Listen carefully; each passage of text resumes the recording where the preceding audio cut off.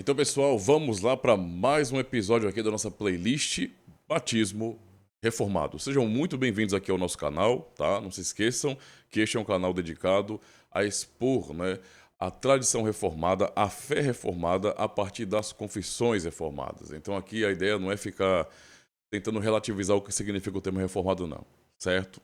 Vamos à confessionalidade porque isso realmente é importante para entendermos, a grande riqueza e até podermos discernir, o que tem acontecido hoje em nosso contexto, onde todo mundo é reformado e as pessoas não estão nem um pouco conectadas ou compromissadas com aquilo que é historicamente a fé reformada. Então vamos combater isso justamente trazendo à tona aquilo que a história nos ensina. Tá? Então aqui você vai encontrar cursos, playlists de aulas nas confissões reformadas. Aproveita então, se inscreve no canal se não for inscrito, beleza?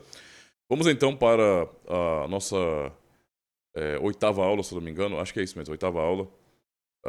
Lembre-se que eu estou seguindo a ordem no site dos artigos do reverendo Ronald Henkel, justamente para acompanhar como ele organizou os estudos, beleza? Então é claro que eu não vou ficar usando somente o dele, mas agora eu vou, na sequência dos assuntos que ele fala sobre batismo, aí quando terminar essa lista, digamos assim, de artigos, eu vou dar uma olhadinha mais ali em Scott Clark, por exemplo, para pegar mais alguns artigos. Tem que traduzir ali ainda. E depois eu volto para o Ronald Henkel de novo, porque ele tem mais uma outra playlist sobre esse assunto. E sobre vários assuntos, na verdade. Então, não vai faltar material para fazermos aulas aqui, certo? Eu espero que isso esteja sendo útil para vocês, beleza? Vamos então aqui para o nosso assunto de hoje. É uma continuação então do artigo anterior, que é sobre o modo do batismo, tá? Dessa vez estudaremos aqui sobre o batismo do etíope eunuco, e de Jesus, pegando como exemplo esses dois batismos aí, certo? Vamos então aqui para o nosso artigo. Continuando nosso estudo do modo do batismo, desejamos olhar para o batismo do eunuco etíope, em Atos 8, no caso, tá? E de Jesus, Mateus 3 e Marcos 1.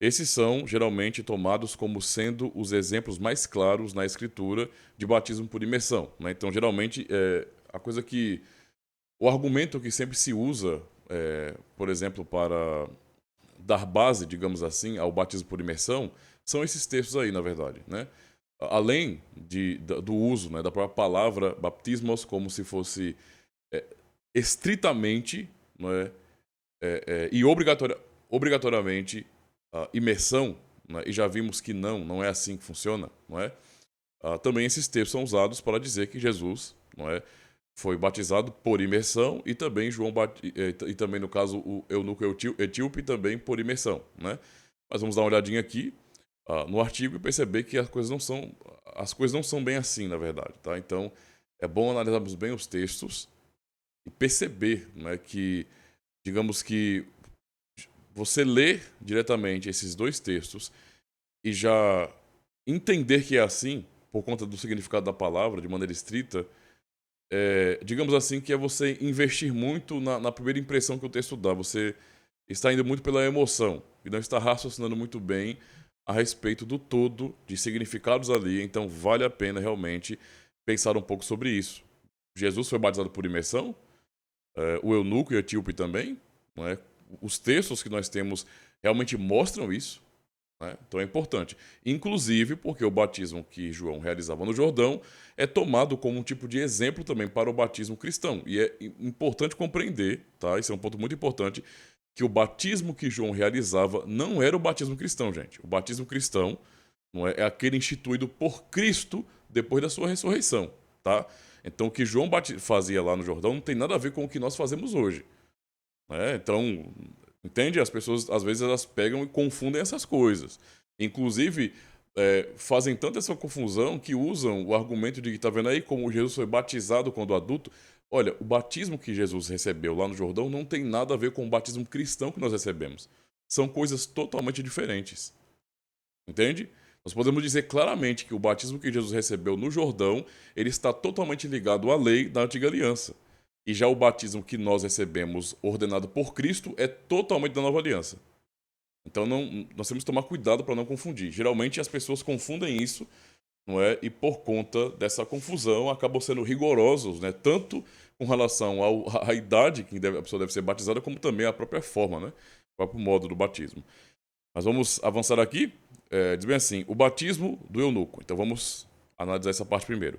É geralmente assumido que as palavras descrevem ambos a água e o saíram da água em Atos 8, 38 e 39.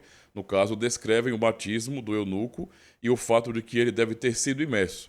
Existem dois problemas com essa visão, tá? Então, só lembrando aqui o texto, né, o texto de Atos 8, 38 e 39, que diz: E mandou parar o carro e desceram ambos à água, não é? Tanto Filipe como o eunuco, e o batizou. E quando saíram da água, o Espírito do Senhor arrebatou a Filipe e não viu mais o eunuco, e jubiloso continuou seu caminho. Então, ah, isso aqui, para muitas pessoas, né, já está dizendo que foi uma imersão, né? O texto não está nos dando base para isso, não. Tá? Isso é uma leitura errada. Então, vamos analisar aqui a explicação, não é, do Ronald Rankle aqui. Tá? Um problema, vamos lá, bem aqui. Um problema, certo? Ele fala que existem dois problemas, não é, com relação a esta visão. Um problema são as preposições usadas. Ele vai colocar transliterado aqui, tá? Mas vai falar sobre as preposições em grego, né? Então, eis no grego e, no caso, dá, não é? Ou ek, não é? Que é dá, no caso, não implicam imersão de forma alguma. A palavra a, no Novo Testamento, é traduzida de muitas formas diferentes, incluindo, não é? At, no caso, aqui está fazendo algumas traduções também em inglês, né? Eu já percebi aqui, mas no grego. No caso, em ou no, por também, 20 vezes. Não é in, que é dentro, em e também no, 131 vezes. Into, entre, no caso, 571 vezes. To, que é para, de repente, pode ser traduzido também como para. Não é? 282 vezes. Em direção a, para, 32 vezes. Não é? E unto, até para, 208 vezes. Isso pode ser verificado com uma boa concordância. A palavra, não é, dá é traduzida variadamente, não é, de e por 182 vezes. Não é, aqui ele bota em inglês, né? Up from. De dentro, de. E out of, não é? Da e fora de. 131 vezes, no caso, né? 131 vezes. Substituir essas traduções diferentes nos dois versículos mostrará imediatamente que diferença isso faz, né? Então, basta avaliar melhor as traduções nesse sentido. O ponto é que essas duas palavras não estão descrevendo o batismo de forma alguma, tá? Mas o que aconteceu imediatamente antes e após o batismo. Então, essas preposições estão se referindo ao ato de descer as águas, no sentido de ir para onde tinha água, tá? E depois a sair da água. E não está falando sobre o ato da imersão, tá? Não é isso que o texto está dizendo aqui. Então é bom compreender, porque uma leitura, sem levar em consideração os significados das preposições, não é? E avaliar também outras possibilidades, pode levar a pessoa, e como tem acontecido, né, a interpretar de maneira direta. Então parece muito mais uma questão de que nós entendemos que é assim, logo, quando eu leio o texto, então será desse jeito mesmo, né? Então, isso é complicado. Então é bom compreender bem as preposições, não é, os seus usos, para entender que esse texto não está se referindo, não é, essas preposições ao ato de batizar em si, mas o que acontece imediatamente antes e após o batismo, tá? Então o batismo aqui não é tocado nessas preposições, mas a ação de descer até as águas e não de mergulhar, mas descer até as águas para batizar e depois de sair. Esse é o sentido aqui, ok? Então, as duas preposições usadas em Atos 8, obviamente, não podem estar descrevendo o batismo, não é? Então, visto que são aplicadas tanto ao eunuco como a Filipe, tá? Então, uma simples questão de analisar as preposições. Se elas estão descrevendo um batismo por imersão, então Filipe também batizou a si mesmo por imersão, certo?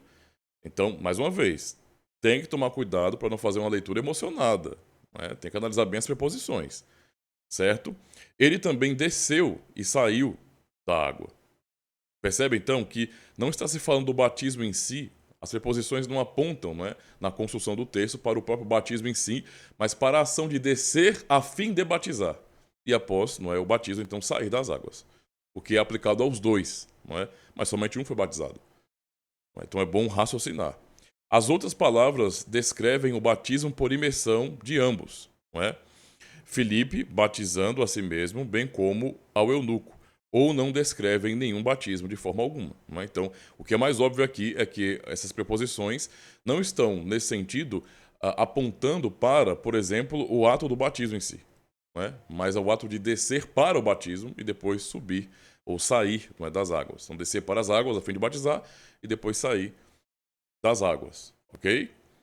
Então, é justamente assim que devemos fazer a leitura. Aí, finalmente, e mais importante, o batismo de Jesus, quando observado à luz da Escritura, não pode ter sido por imersão. Então, primeiro vimos a questão do eunuco. Então, a simples leitura, não é, e o respeito com o texto em relação a observar o uso das preposições vai nos mostrar de maneira muito clara, não é, que a questão ali não tem a ver com imersão, mas na verdade, não é, apenas com o ato de descer até as águas para então batizar o eunuco e depois os dois saírem. Os dois desceram e os dois saíram.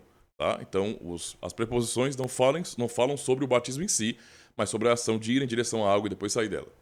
Ir para dentro da água, né? E entrar naquele contexto da água, na água para depois sair dela. É simplesmente isso. Não fala do batismo em si. Ok?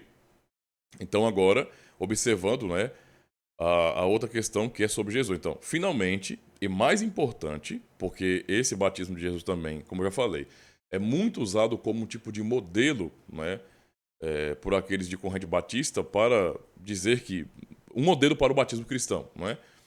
E temos que lembrar uma coisa, sempre, o batismo que João realizava não era o batismo cristão, não é a mesma coisa, certo? Então, tinha propósitos diferentes, certo? Tinha algum tipo de ligação? Com certeza, muitas coisas da antiga aliança, não foram usadas também, digamos assim, para o que nós temos hoje, certo? Mas havia propósitos diferentes também.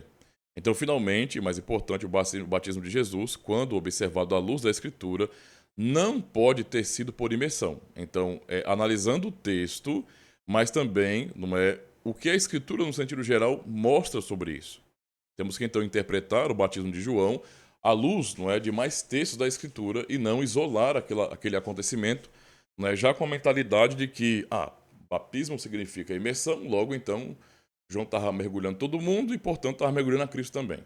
Mergulhou a Cristo também, né? Vamos pensar bem. Em Marcos 1, as mesmas palavras gregas de Atos 8 são usadas, né? Então, em Mateus 13,16, uma preposição diferente é usada. A palavra grega apó, né? Apó.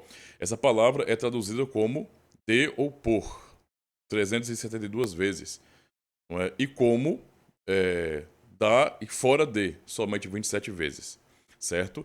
Inclusive temos o texto aqui de Mateus 13,16, que diz, e saindo Jesus batizado, não é? Então, aliás, saiu não. E sendo Jesus batizado, saiu logo da água, e eis que se lhe abriram os céus, e viu o Espírito de Deus descendo como pomba e vindo sobre ele. Então, e sendo Jesus batizado, saiu logo da água. Certo? Continuando. Há uma consideração adicional na história do batismo de Jesus. Não pode ser ignorado que ele foi batizado aos 30 anos de idade. Não é? Então, como eu disse, é aquilo que muitos usam como base. Tá vendo aí? Ó? Tem que batizar quando adulto, porque Jesus foi batizado como adulto. Lembremos que o batismo que Jesus recebeu não é o que nós recebemos. Certo? Por um sacerdote, no caso, então, foi batizado aos 30 anos por um sacerdote. João Batista era um sacerdote como seu pai Zacarias, não é? Lucas 1 e 5, verso 13 também, não é? Então, é, o uso no caso da água também. No momento do seu batismo, Jesus disse de todas essas coisas, não é? Assim nos convém cumprir toda a justiça. Então, vamos analisar aqui esses textos, porque eles são importantes para nós, tá? Eu vou observar mais uma vez aqui, ó. Não pode ser ignorado que ele foi batizado aos 30 anos de idade por um sacerdote, certo? E com água, ok? Então, analisemos aqui Lucas 3 e 23 e os textos que seguem. Diz bem assim, olha. E o mesmo Jesus começava a ser de quase 30 anos, sendo, como você cuidava, filho de José e José de Eli. Observe, Lucas 1 e 5.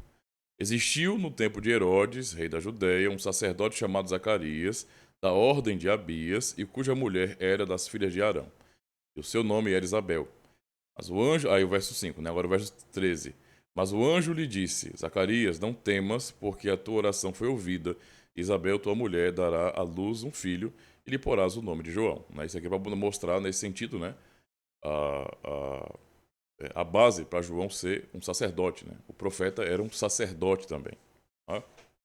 Mateus 3 e verso 15. Jesus, porém, respondendo, disse-lhe, deixa por agora, porque assim nos convém cumprir toda a justiça. Então ele o permitiu.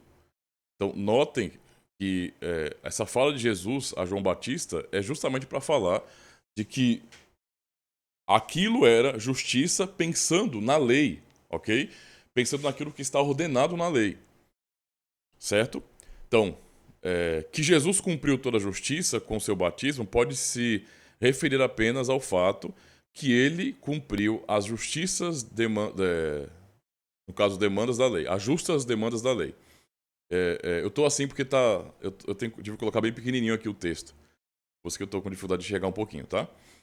Então, vamos lá, ler de novo.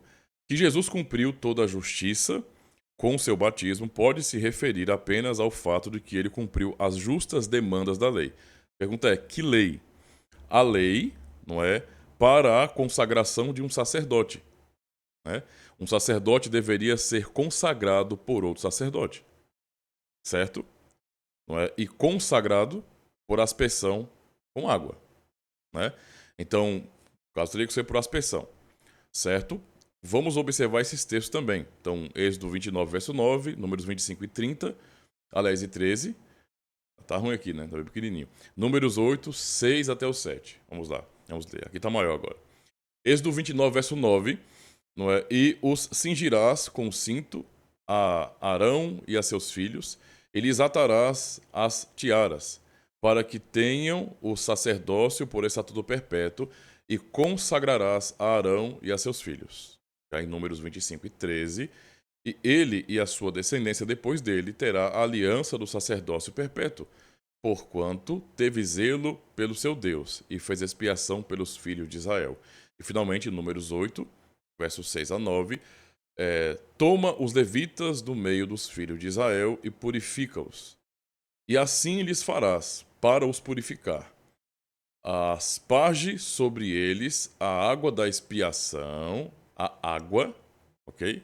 Aspergir a água, não é? E sobre toda a sua carne farão passar a navalha. E lavarão as suas vestes e se purificarão. Então tomarão um novilho com a sua oferta de alimentos, de flor de farinha amassada com azeite. E tomarás tu outro novilho para expiação do pecado. E farás chegar os levitas perante a toda a congregação, e ajuntarás toda a congregação dos filhos de Israel. Então, isso aqui, meus irmãos, é uma descrição muito clara, não é?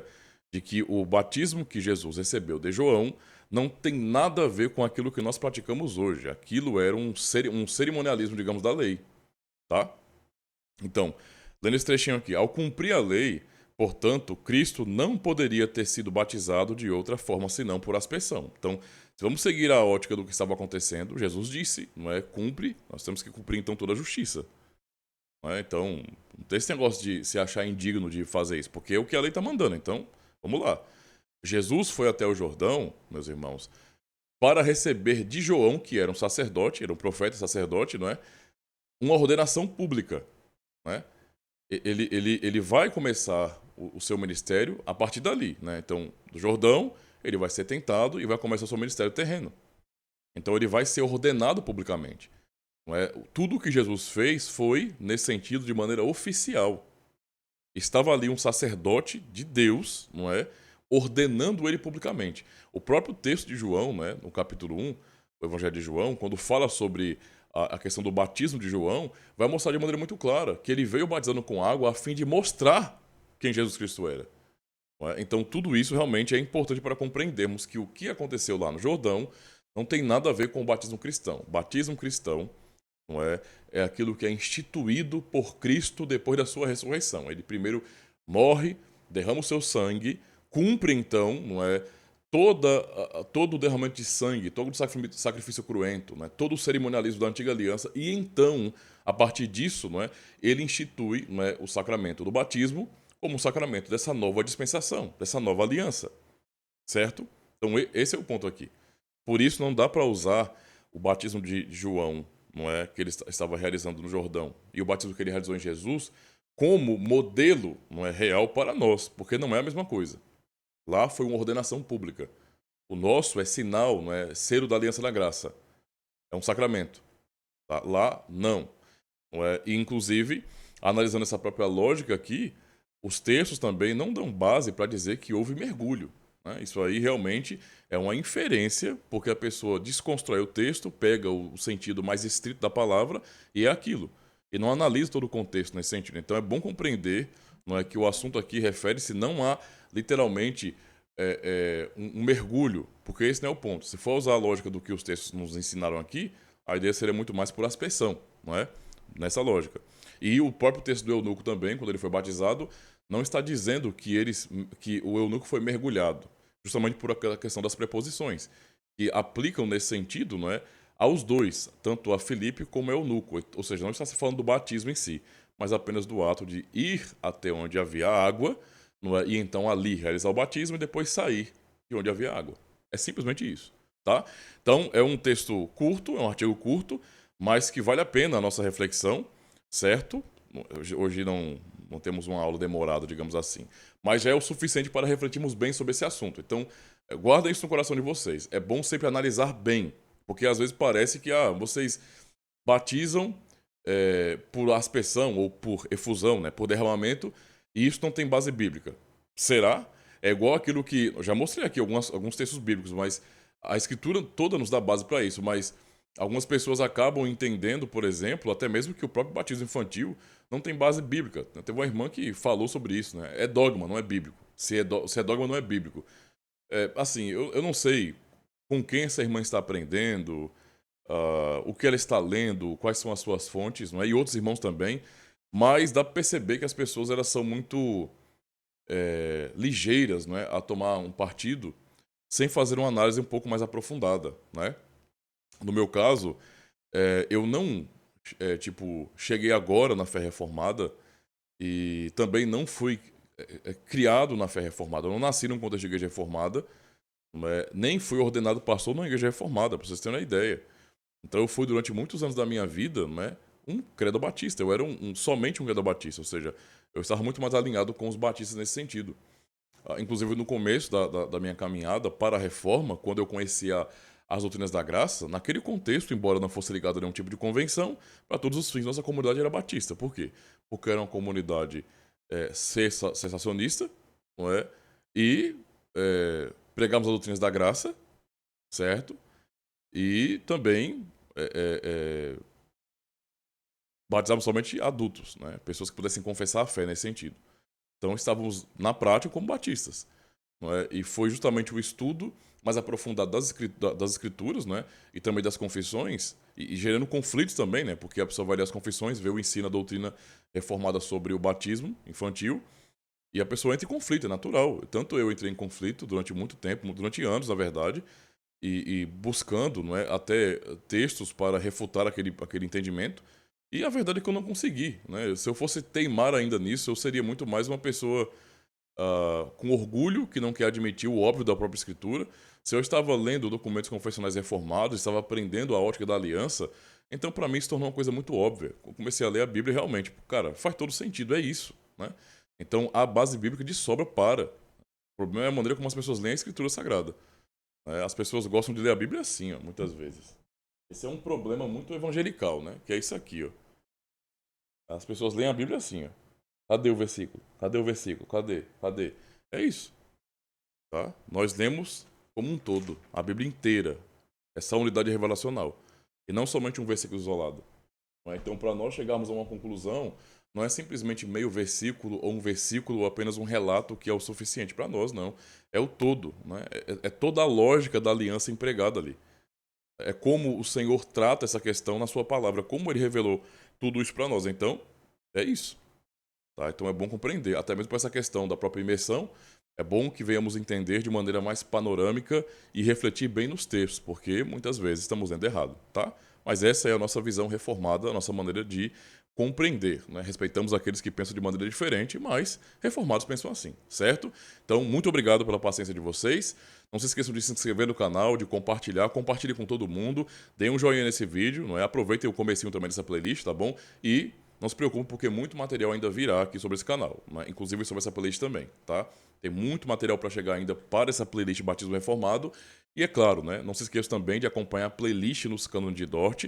Já acabei de concluir a parte dos artigos do capítulo 3 e 4. Então a próxima aula será justamente sobre já as heresias referentes a esse capítulo, né? E depois o último capítulo. E aí vamos concluir essa etapa, não é, desse curso dos cânones, certo? E vou procurar com certeza fazer mais lives com o pastor Abramo e vamos discutir mais sobre assuntos referentes àquele contexto, né, do debate entre os remonstrantes armenianos e os reformados, beleza? Tem muito conteúdo para vocês aqui. Se inscrevam e cooperem com o canal. Valeu, meus irmãos, muito obrigado e até o próximo vídeo.